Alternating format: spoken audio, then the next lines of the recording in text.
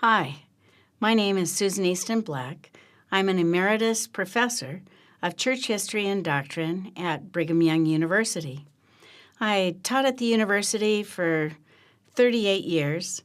I love the experience, especially the opportunity to teach about the prophet Joseph Smith and also about Jesus Christ. So with that, I'm starting a series now, starting with the first vision. You'll notice as we go through, you'll learn something about the first vision, Joseph Smith being tarred and feathered. You'll learn about his run for president of these United States, the martyrdom, and then the impact on Nauvoo after the martyrdom, and so much more. I do hope that this will be the beginning to a great study for you on the life of the prophet Joseph Smith and perhaps also the life of Jesus Christ. As we start out today, our topic is first vision. Now, for many of you, you'll say, I know a lot about the first vision, especially those of you that have served missions for the Church of Jesus Christ of Latter-day Saints. Obviously, at some point, you've had an occasion to share with investigators, the curious, and those who are members your testimony of the first vision. In this episode, I'd like to share with you details that perhaps you haven't shared before. So with that, the first vision of the prophet Joseph Smith. Notice the time period that we're talking about. Joseph's first vision occurred in 1820. What was going on in the United States shortly before that vision? And we'll talk about that first. At that point in the United States, although we can look at a map of the United States and see 50 states, and it's spreading across our nation and then to Alaska and also Hawaii. At the time of Joseph Smith, how the United States looked is what you're looking at in red. You'll notice that the United States at that time was mostly along the eastern seaboard, along the Atlantic. For the Smiths, they were in Vermont. Others, of course, were spread out along these states that you see. The big question for the United States was, how do you open up the West? In other words, they knew they had land, but how do you get people to go to the West? Now, at that point in the United States, the easiest form of travel was to always travel by water. Those who went by land, they're going to get lost. They may get in forests. You may never see them again. But if you took a waterway, then you could go west. Now, there was much talk in the United States which part of the West would open up first. Some predicted, it's going to be West Virginia. That's what's going to happen. We're going west, it will be West Virginia. Others said, no, it will be the Western Carolinas. Still others said, I think we should open up Western New York. Now, the problem was, how do you do that? And you get a people to be able to go west and connect it by a waterway. Now, the man we looked to was the governor of the state of New York. His name was DeWitt Clinton. DeWitt Clinton came up with an idea, and no doubt it was someone else that said it first, but he was a politician and said it the loudest through various newspapers. His conclusion was, what I think we should do is that we should build and literally dig something called the Big Ditch. Today we know of it as the Erie Canal. Now, his plan was to go from the Hudson River, digging straight out until you could have a canal, go by boat, and ultimately end up in the Great Lakes system, which would put people way out over there in Wisconsin and what we call today Michigan. So he's got a plan, and his plan captures the imagination of the nation. It also captured the imagination of entrepreneurs. Now, entrepreneurs, they see this as an incredible opportunity. Men are going to dig this big ditch. It will fill with water. There will be boats going up and down, barges. And as the barges go up and down, suddenly you could bring what people were selling, such as commodities on the street of New York City, and you could bring those commodities all the way west, and then vice versa.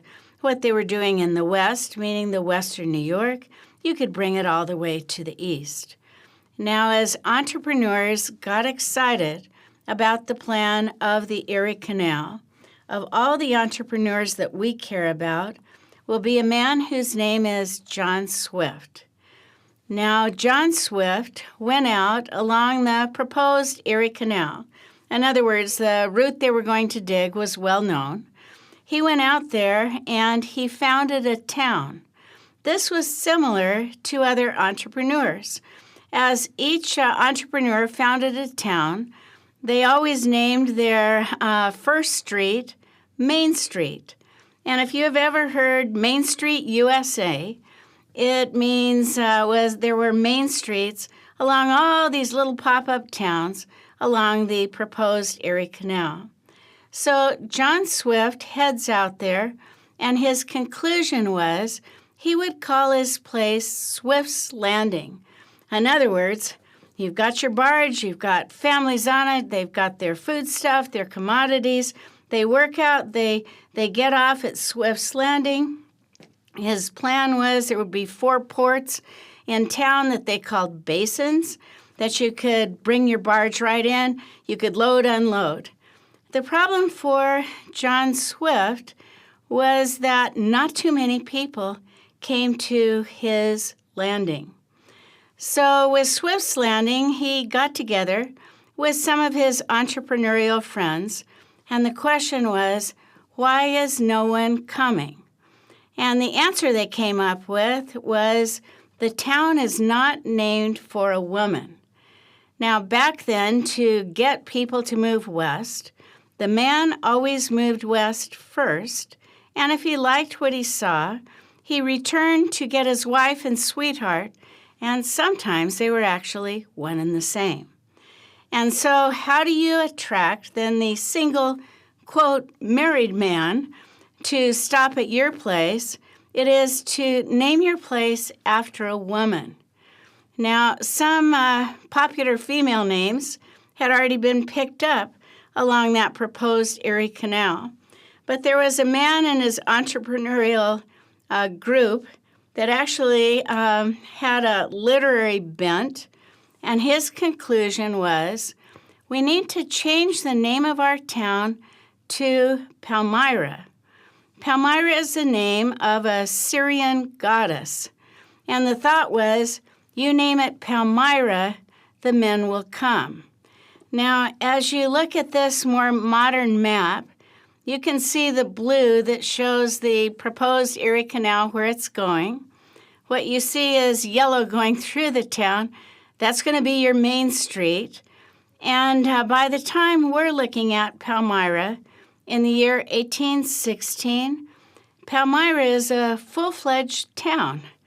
It will have churches. It will have schools. Palmyra has mills. Palmyra has well-to-do people in town. Palmyra has neighborhoods where you'd say, for example, 45 families that are Quakers move into Palmyra. It has neighborhoods where the Presbyterians live and neighborhoods where the poor live. For Palmyra, if you wanted to purchase land from John Swift and his entrepreneurial friends, the most expensive land was near Main Street. And as you got farther out, particularly going south, as you look heading down towards the Sacred Grove, that would be the cheapest land.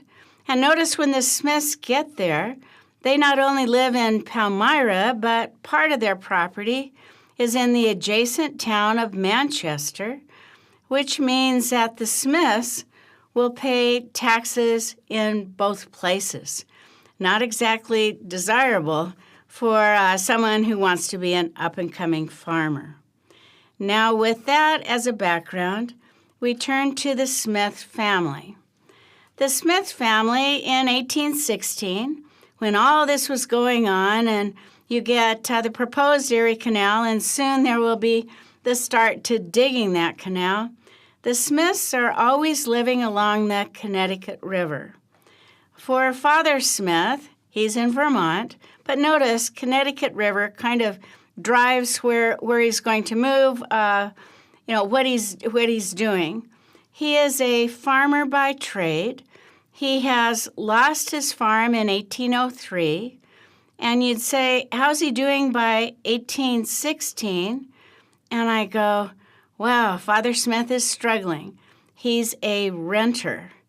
So notice, then you'd say during the winter months, he could move into a little town, say Lebanon, New Hampshire, along the Connecticut River, or Sharon, Vermont, or Royalton, Vermont, or Tunbridge, all of those various places.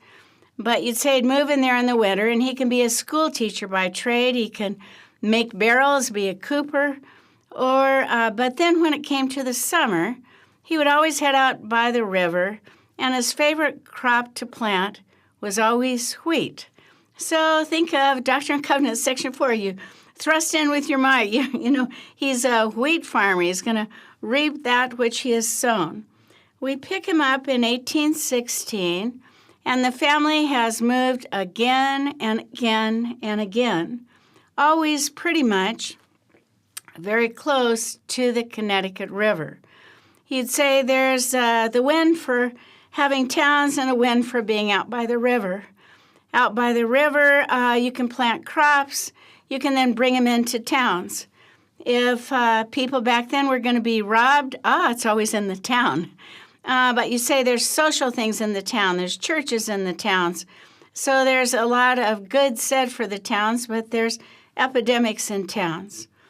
What we're going to find is that by 1816, Father Smith in Norwich, Vermont, has really struggled. He's got out on rented property and planted his wheat, as usual.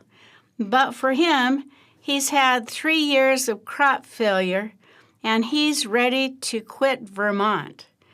Notice in 1816, it's not just Father Smith that wants out of Vermont and away from the Connecticut River, but there have been estimated to be 60,000 people are on the move.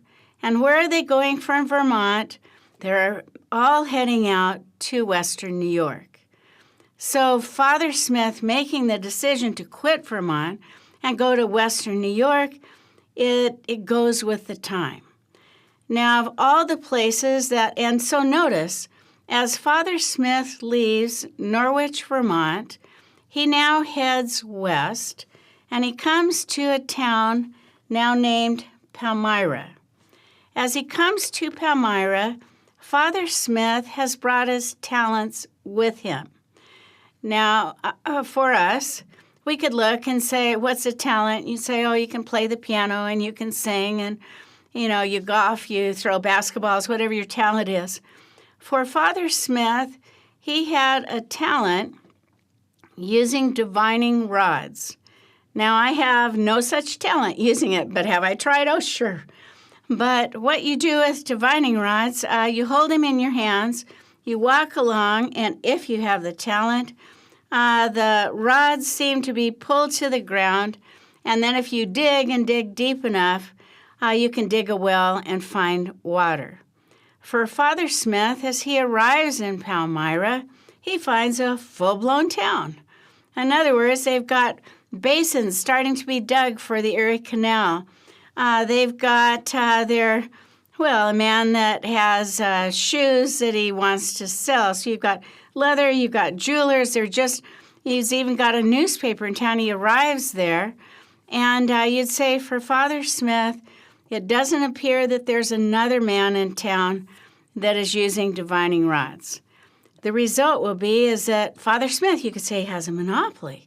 He is succeeding. He is putting his rods towards the ground. He has the brute force, the strength, enough to be able to dig the holes and dig wells for settlers in town. Notice that's what he does in the day, and at nighttime, he opens up on Main Street, of course, a shop that was called Smith's Cake and Beer Shop. Now, some of you might say, "No way." And I go, "Wait a minute. Remember, he's living off the land. He's a wheat farmer. He can make these little cakes and sell them, and you'd say he's tapping the trees. It's like root beer. And it's like he has the Arctic Circle, A&W root beer place. He's got the place in town, and so farmers or others, while they're out doing their various jobs in the day, where do they want to hang out? Well, Smith's Cake and Beer Shop. Now, for Father Smith, he is doing so well that he sees it will not be long before he no longer has to be a renter. He concludes that he doesn't want to leave Palmyra to return to get his family back in Vermont, and that what he would rather do is hire a man to do that for him so that he could keep finding water, digging wells, keep his shop going there on Main Street. The man he hires is a man named Caleb Howard.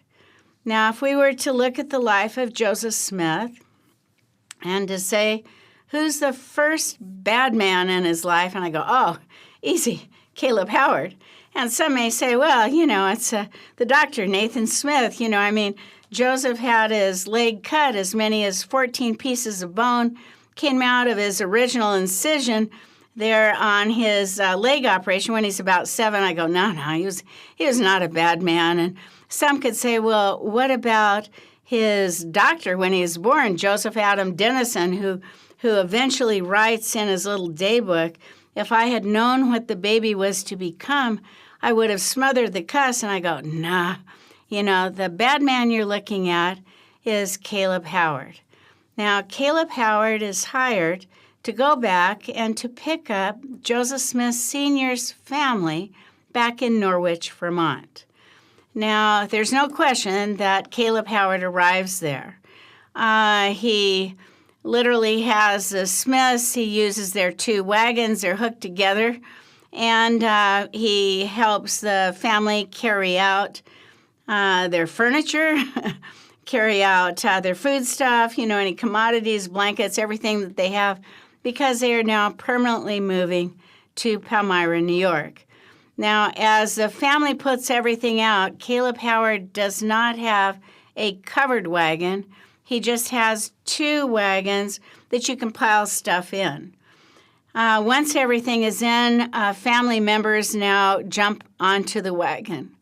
As various family members get in the wagon, from Lucy, the wife of Joseph Smith Sr., to Alvin and Hiram and Sophronia and Samuel and others, you'd say, who's the only person in the family that Caleb refuses to allow the right to get in the wagon? And it's young Joseph Smith. Now, notice by 1816, Joseph's about 11 years old. And so as the family moves out from Vermont, Joseph walks behind. At one point, and recall, he's the only one that's had a leg operation. But Joseph now walks behind. At one point, he attempts to jump on the tongue of the wagon, and Caleb will get off and start whipping at him. At another point, you get Alvin and Hiram, his older brothers, say he can take our spot. In other words, he rides, and those boys are whipped. Now, you'd look and say, come on, Lucy, rise up and get that guy. But notice it's a different time, women more demure, more standing back. And so the family now moves out like that. When they finally get to a place called Utica, New York, they stop because there is a tavern, which is equivalent to a place to spend the night and to get some food at the time. And so as the Smith family get off at the tavern and they get food to eat, Alvin now looks out the window and he discovers that Caleb Howard is about, he's trying to, he had picked up 2 hitchhiking women along the way that heard all the men have gone to Western New York. So he had room for the hitchhiking women, but never room for the young boy Joseph. So as Alvin looks outside the window of the tavern, he now sees that Caleb is trying to take off with the wagon with the two women, and Alvin calls to his mother. Now, Lucy Mack Smith at this point, she ultimately will write a book called The History of Joseph Smith by his mother. And a little bit of a misnomer. She tells so much of her own life. But at this point, Lucy Mack Smith, it takes almost an entire chapter to describe how magnificent she is on this occasion. She bolts out the door. She's grabbing the reins. She's, insisting that they are her wagon. She's causing quite a commotion. Caleb eventually goes running off with the two hitchhiking women. Out comes the tavern keeper. He wants to be paid for food stuff that the family have eaten. Lucy now has no money. She has given all her money to Caleb to take care of. And at this point, she goes to her daughter, Sophronia. And oldest daughter, she takes out the earrings out of her ears, these pearl eardrop earrings. She gives it to the tavern keeper, and now Lucy grabs the reins. Now, no doubt she's had an occasion with a smaller, almost carriage, perhaps, to grab the reins. But this is a different time. She's out in the wilderness of western New York, and suddenly she's grabbed the reins, and the question is, which way is Palmyra? Amidst the chaos and traumatic event that went on, Lucy makes a mistake. Now, as she writes her story, she never writes about the mistake, and perhaps sets a good example for all of us in keeping our own journals. But Joseph Smith writes about it. And what he writes is that they took off and they forgot about the boy that was walking behind. So you look at Western New York and you say, how do you get the Smiths to Western New York? Well, Father Smith joins a wave of about 60,000 people from Vermont that quit Vermont and head to Western New York. For Lucy Mack Smith, she gets most of the way there with Caleb Howard, and then on her own takes her family to what we call the cradle of the Restoration. Well, how about young Joseph then? Is he taken by mom and dad? Well, mom part of the way, I guess. But Joseph describes that as he's walking along, although it's May of 1816, there is still snow on the ground. And he's walking along, and he describes that he's knocked down by a driver of one wagon, and eventually he goes out, and he's out in more of a wilderness area, and he's lost. And then he describes himself that he falls down. And as he falls down, remember that incision from the leg operation. He falls down and he says, quote, I began to wallow in my blood, and I gave myself up for dead. In other words, I'm going no farther. I'm left by my family. I'm out here alone. And he goes, I'm wallowing in my blood. I gave myself up for dead. And then he writes, a stranger came by, picked me up, and carried me to Palmyra. Do we know who that stranger was? No. But if you were to say, how do you get Joseph Smith then in a location where there's going to be a hill that we call the Hill Cumorah and the Sacred Grove? Is it mom, dad, brothers, sisters? And I go, no. A stranger came by, picked him up, and carried him to Palmyra. Now, once the family is all together, the goal of the family is never move again. In other words, Dad, you've had us. Sharon, Vermont, Royalton, Vermont, Tunbridge, Vermont, Lebanon, New Hampshire, Norwich, Vermont. Hey, Dad, once we're now in Palmyra, this is it.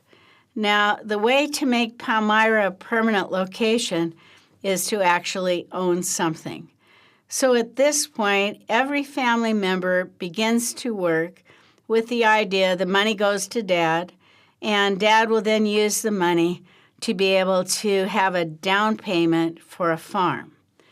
Now, how it was back then, if you had a down payment for a farm that was, say, 36 acres, even 99 acres, you would have to have a second job. I mean, you couldn't support yourself. But if you had a 100-acre farm, you could support yourself. So the goal of the family is a 100-acre farm. Let's get Dad a 100-acre farm. What you're seeing here is a tablecloth. For Lucy Mack Smith, she has a talent too. Her talent is that she can paint on oil tablecloths, and she can paint on blinds for windows that can make them more decorative. And so she paints those with the idea money is given to Joseph Smith Sr., who will ultimately use the money for a down payment. For Alvin and Hiram, they become well diggers. In other words, Dad, you find the place where we can dig the well, and we'll dig it for you. And you just keep going, find the next place, and here we come and we'll dig. As for Lucy Mack Smith, in addition, she put together birch brooms. She's tapping the trees for molasses, something that was very common there in Vermont. She's bringing that with her. For young Joseph, he's going door to door like a salesman, trying to sell his family's now home industry.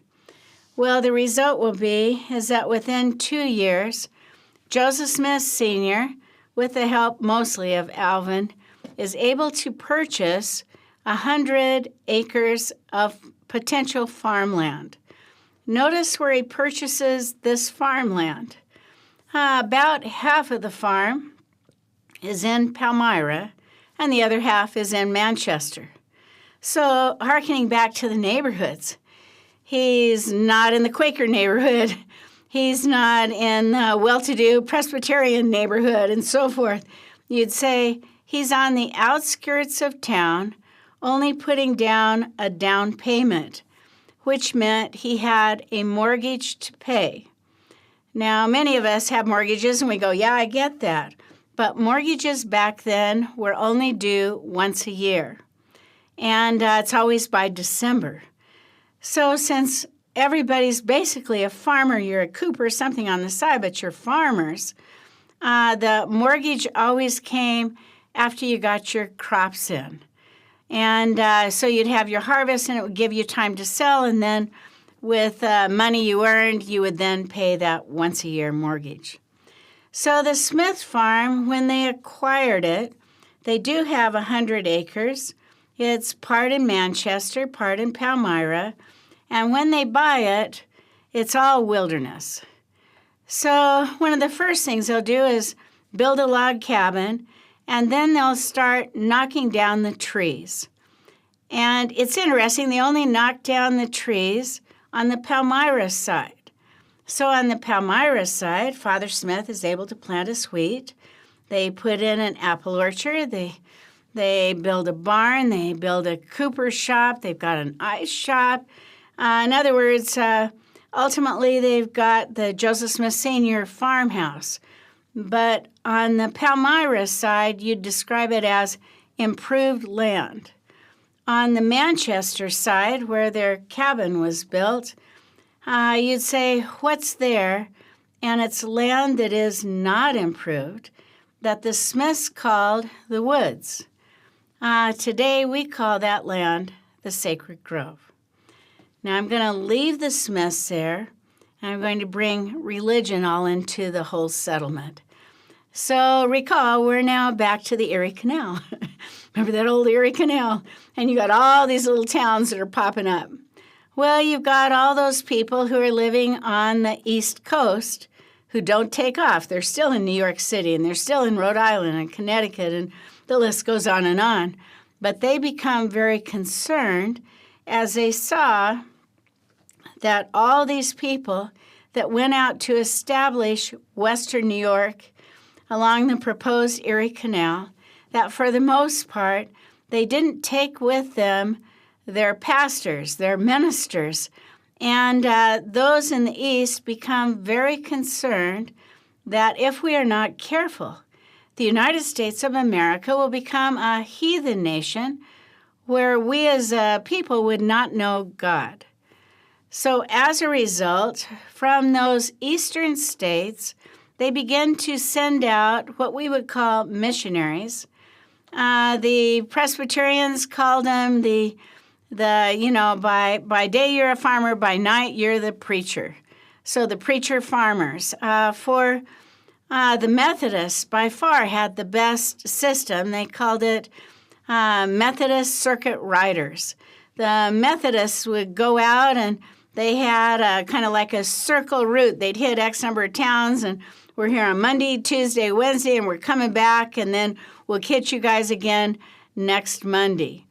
Now, as so many different preachers came out to this area where you've got an Erie Canal being dug, that they started holding revival camp meetings. And in these revival camp meetings, when you don't have a movie theater, there's no TV, there's no internet, what can you do for entertainment? It's pretty entertaining to go out to those revival camp meetings.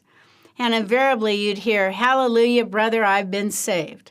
Have you been saved?" And then you go to the next one, "Hallelujah, brother, I've been saved. Have you been saved?" And pretty soon they started calling this area the burned over district, meaning the people along the Erie Canal route had been saved so many times they were burned up in glory. Now, as religion then sparked up along this way, we turn our attention back to what was Swift's Landing, called Palmyra. In Palmyra, you've got a town, all right. It's not like there are thousands and thousands of people in town, but there are 8 churches to choose from. And that's big at that time period. Thus, Palmyra is considered part of the burned-over district. Now, in Palmyra's actually made it to Ripley's Believe It or Not. And you'd say it has nothing to do with Main Street, but it has everything to do with Palmyra is the oldest community in the United States to have 4 churches on opposite corners of each other. And you'd say that put them in Ripley's Believe It or Not. So I like going to Palmyra and standing on one corner and shouting, "Lo here," and running across the street and saying, "Lo there," and going across the street, "Lo here," and "Lo there." Okay.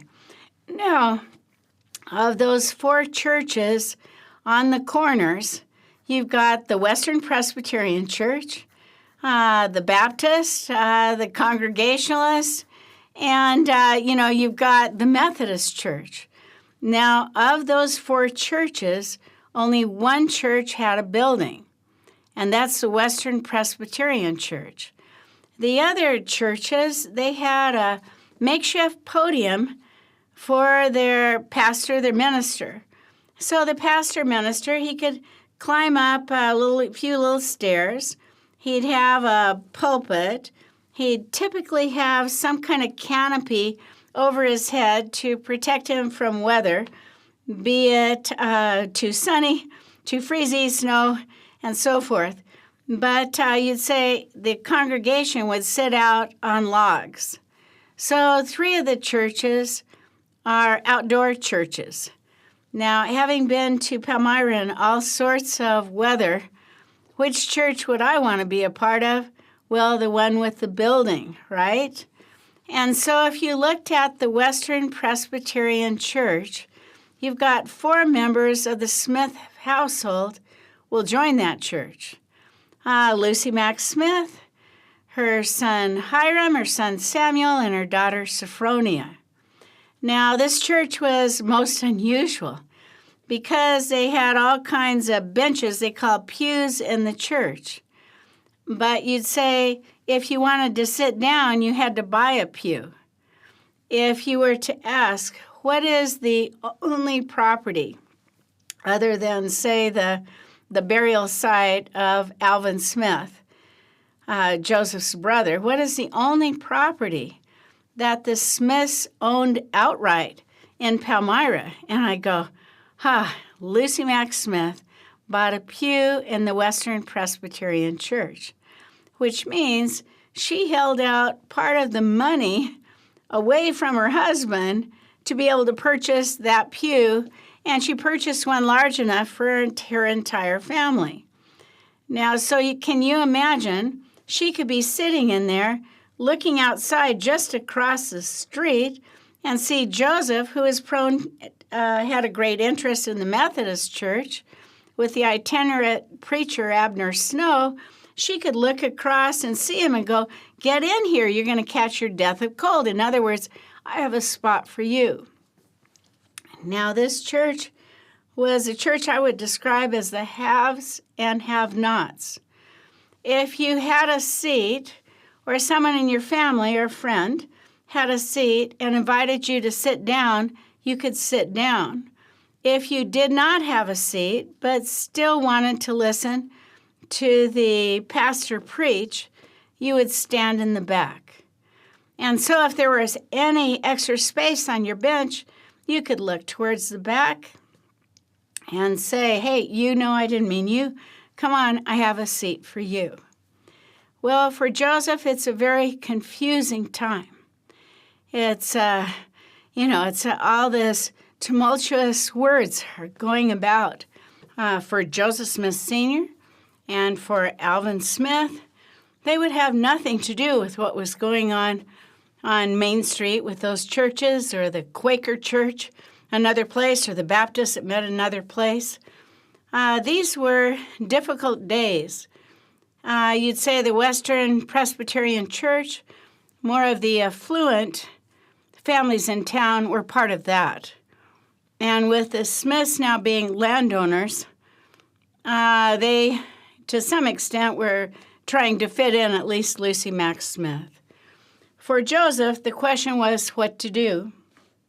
In 1818, there was a Methodist reverend that was coming out along the Erie Canal and going to stop at various places.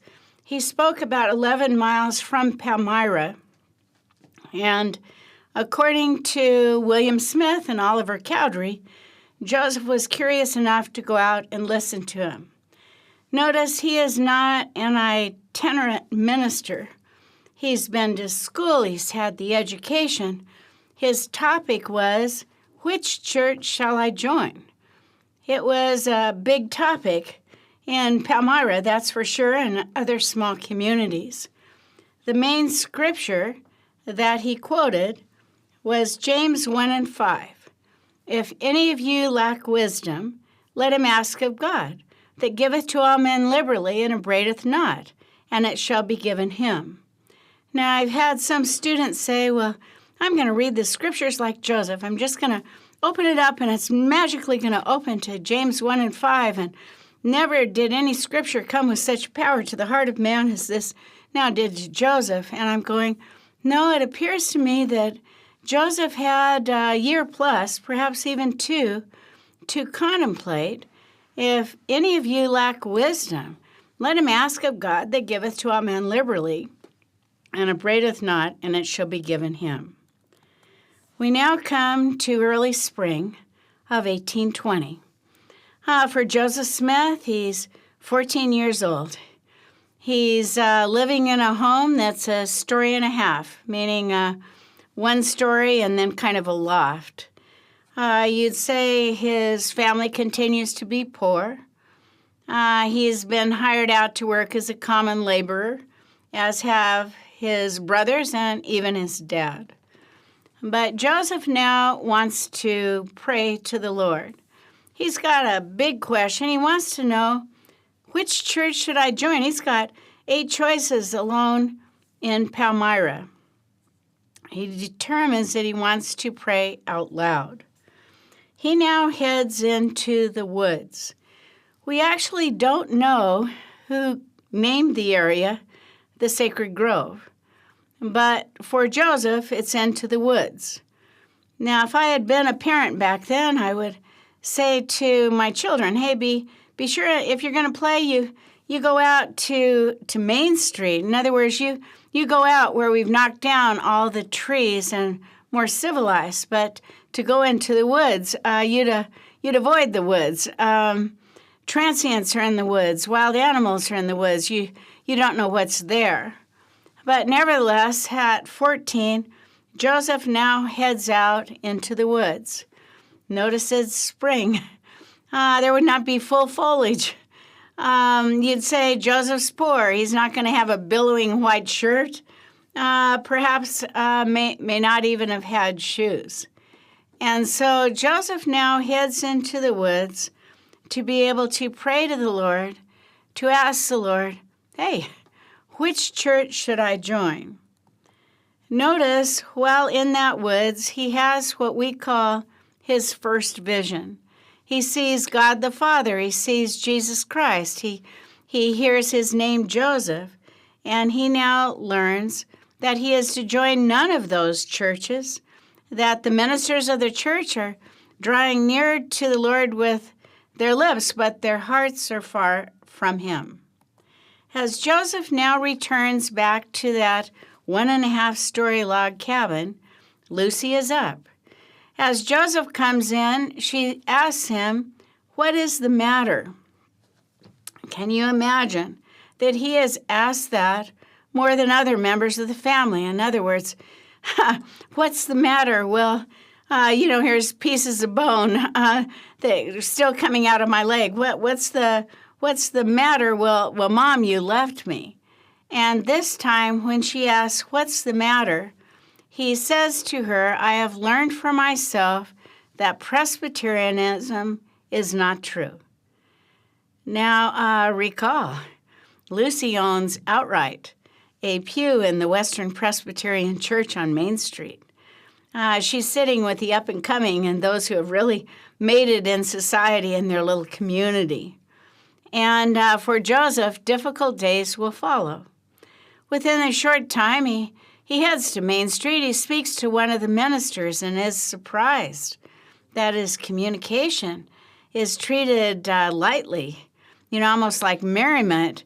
And then he's even more surprised that men of high standing are taking note of him and ridiculing him. Try and imagine the courage this takes of a young boy. Notice how he writes, I have actually seen a vision, and who am I that I can withstand God? Or why does the world think to make me deny what I've actually seen? For I had a vision, I knew it, and I knew that God knew it, and I could not deny it. Well, difficult days will follow for Joseph. What I find so interesting is that he will take into his confidence very few after this time period to tell them that he's seen God the Father and Jesus Christ until the year 1838. In 1838, there are so many rumors circulating that Joseph now indicates that he will tell the world about his growing up time and of that first vision. This will be published in a Latter-day Saint newspaper called the Messenger and Advocate. So notice, from 1830 to 1838, if you are a missionary, you are perhaps not telling the first vision story. You may not even know it. But what you would talk about instead, you would start with Angel Moroni and the coming forth of a book, and then you would share the Book of Mormon. So in 1838, 18 years after the first vision, the first vision then is written down, and it's written in a newspaper. Years later, we turn to this man, Franklin D. Richards. In the 1850s, Franklin is called to be a mission president in England. Franklin wants to pack his trunk, and he wants to take with him what he calls Franklin's Pearls of Great Price. Now, for some of us, we may say, it was the the crown I had when I was a homecoming queen in high school. It might be the football or a baseball signed by, some famous sports person. But for Franklin D. Richards, he had several newspaper clippings that he had cut out, including this clipping of Joseph Smith's history, where Joseph describes his family moving to Manchester, describes the tumult of words going on in town, and describes the first vision. Franklin now heads off to England. While in England, several of his missionaries come to him and indicate that they would like a pamphlet.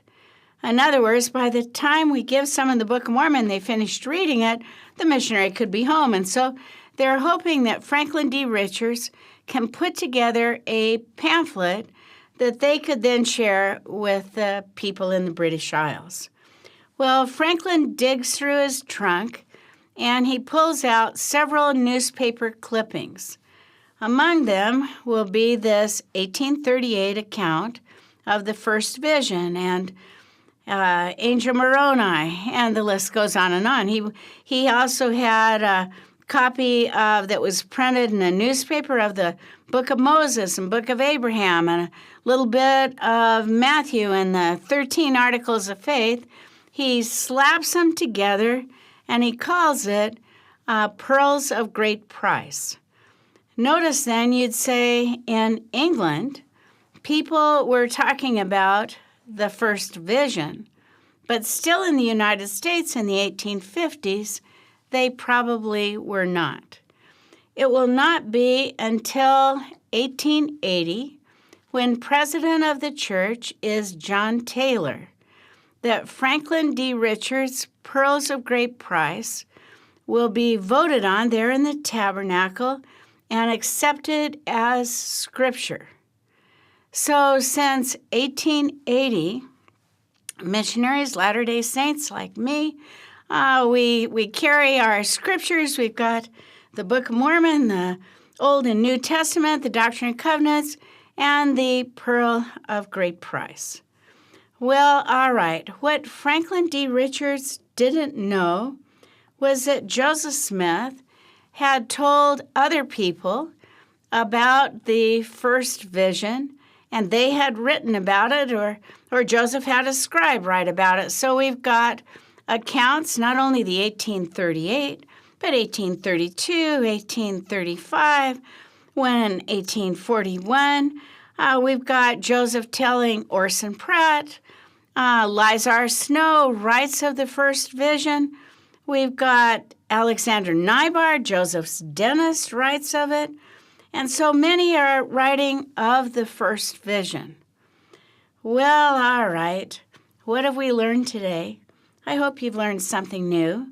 A lot of background information. It doesn't change the fact that Joseph saw God the Father and Jesus Christ, but perhaps puts the first vision more in context. Well, if we were to look at Palmyra, what can you find in Palmyra? And I'd say, well, there's still the 100-acre farm. It's owned by the Church of Jesus Christ of Latter-day Saints. On that farm, you can find a reconstructed cabin that's a story and a half high.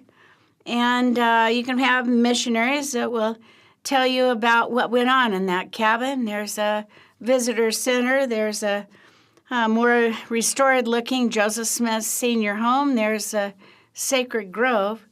And what is right there also on the old Smith property? And I'd say, well, it's the Palmyra Temple. Why go to Palmyra? Oh, there's so much to see.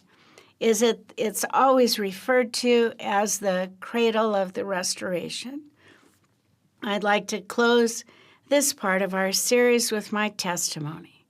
I know that Joseph Smith was a prophet of God. I know that he went into that grove, we now call the Sacred Grove, and there in the early spring of 1820, he saw God the Father and Jesus Christ. I also know that young Joseph, wow, what courage he had. He would not deny that testimony, even confronted by older people that perhaps knew better than to question a young boy that was indeed a prophet of God. And I say this humbly in Jesus' name. Amen.